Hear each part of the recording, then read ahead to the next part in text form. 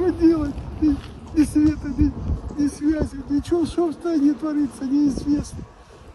Rusya'nın Ukrayna döwletine hücum etmegi netijesinde Günwatar döwletleri şeýle hem Amerika döwleti Rusya döwletine garşy iň agyr sanksiýalar girýärler.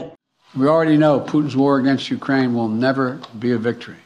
Ýa-ni ýakynda Amerika döwletiniň prezidenti Joe Biden özüniň çykyşynda Rusya döwletinde öndürilýän we satyn alynýan neft önümlerine gadawançylyk berilendigi, şeýle hem deňiz önümleriniň, spirtli içkileriniň, gymmat bahaly almaz daşynyň Amerika döwletine getirilmesine we ulanylmasyna gadawançylyk berildi we Amerikadaky öndürilýän önümleriň hem Rusya döwletine çykarylmasyna gadagan edilendigi barada karar berdi.